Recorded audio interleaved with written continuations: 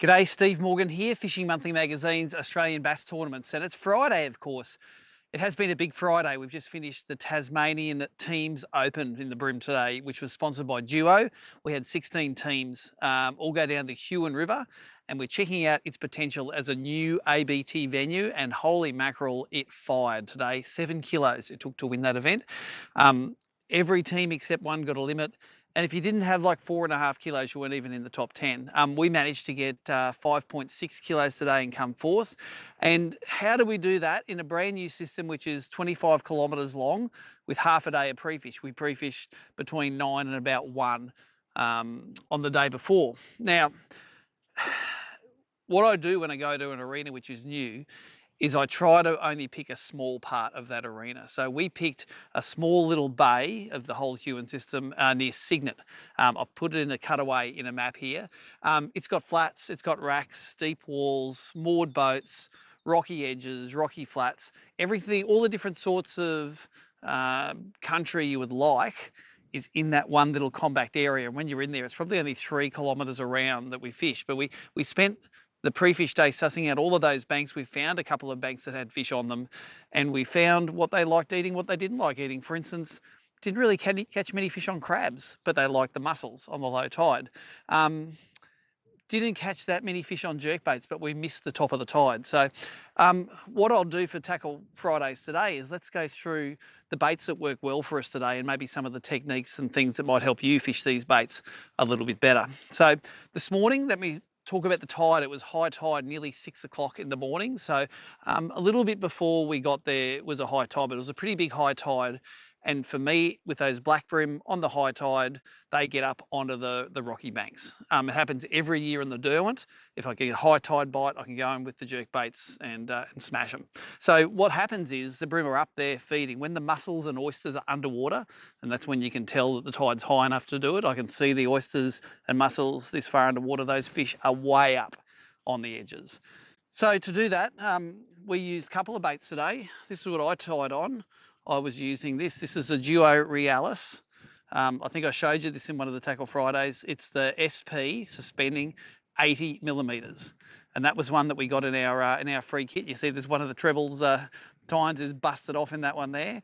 But this is a very bait fishy sort of colour, very silvery on the outside, so it looks like bait fish from underneath, sort of clear and translucent up on top. So, this lure only gets down probably 2 feet at the max. Normally I would fish that bait on straight through fluorocarbon 3 pound, but because it was big fish, shallow country, I didn't want to muck around fighting them. I actually put it on my bent minnow rod, which is an in-feet SK series. It's got 6 pound braid and some 7 pound Daiwa excellent leader on it. So throwing it right up into the shallows, twitching it out. I put some stuff in the cutaways here. Those fish on the paws would just bang it. And so that was, we got an early limit doing exactly that. But Nicole in the back of the boat, she chose a different path. She was using the 3 pound straight through fluorocarbon. That's on the 7'5" in-feet EX rod. 752 LFS, ULFS, don't know the numbers on it. It's my stick minnow rod anyway. But she put on the other duo. Now this duo is the Rosanti 63 SP suspending. So, and straight through on that line. So the difference between the 80 and the 63 is this has an internal weight system. And when you cast it, you can hear it's a magnetic system. And when you really flick it to throw it, you can hear it click just before you throw. So as a result, this has a much better trajectory through the air and it casts further. And on that light line, Nicole could make the distance she needed to get to the edge. Now, Nicole was the star of the show today, caught a 40 centimetre fork length fish on this bait. She caught the biggest and the smallest fish in the limit. A 36 was the other one she had in there. And she caught it on that. Exactly the same colour, that Wakasagi colour, but as a slightly shorter, slightly fatter profile bait. Fished it probably slower than I did. She was more finessing it when she was talking in the car on the way back. She's holding the camera now, doesn't get to talk. It was all about pretending you were barra fishing and that real finesse, twitchy retrieve. So on that light line, got the bites as well. And on the highlights, you can see her catching that big fish there. Now that was all good while the tide was up. So for the first 2.5 hours until those mussels and oysters came out of the water, jerk baits were the way to go. after that, I switched to a stick minnow. So the stick minnow I had here, don't know where I put it, it's stuck in my arm, here it is. This is the one that we buy from Adam Costa. He sourced them somewhere. Had a few hundred of them last time we talked to him.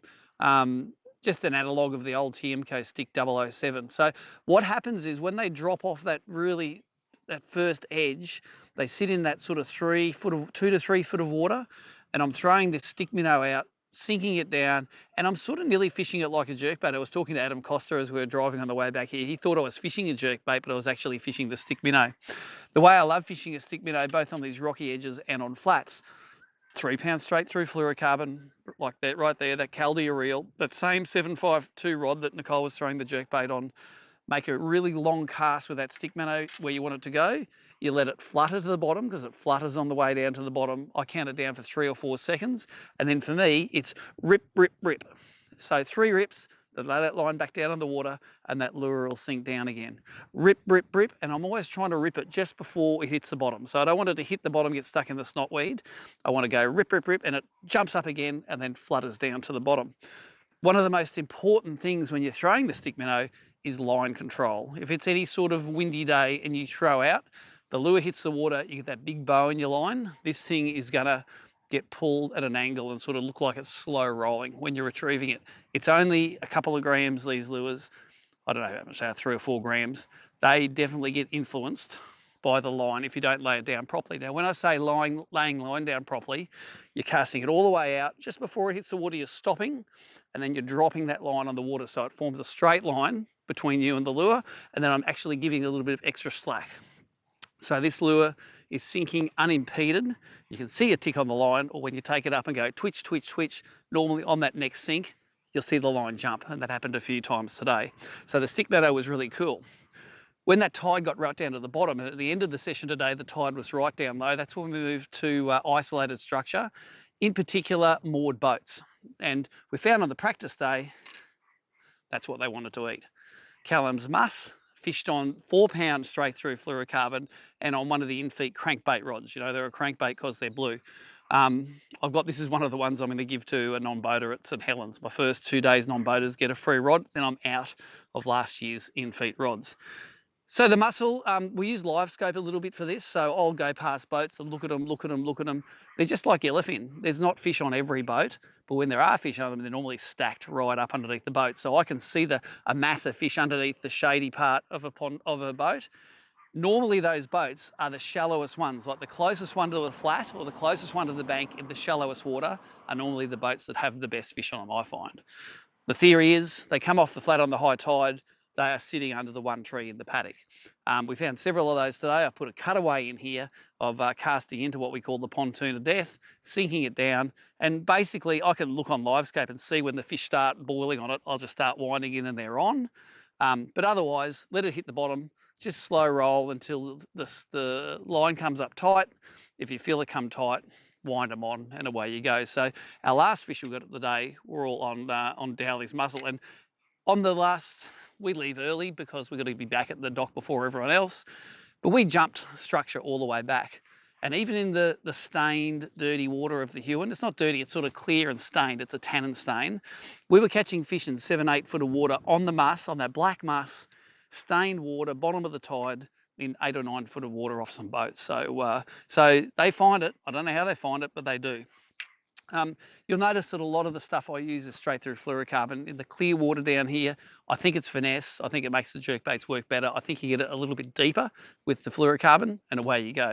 The only thing I used braid on was that shallow jerkbait first up, and guess what? I was throwing it in water so shallow, I didn't want it to go deep because it's going to get stuck on top of the mussels. So that's Tackle Fridays for today. We're going into a kayak tournament tomorrow. Another couple of days of sitting down and fishing. It's a skill I'm not good at yet. So if I can get a limit 2 days, happy. Huon, definitely on the menu for ABT anglers in 2026.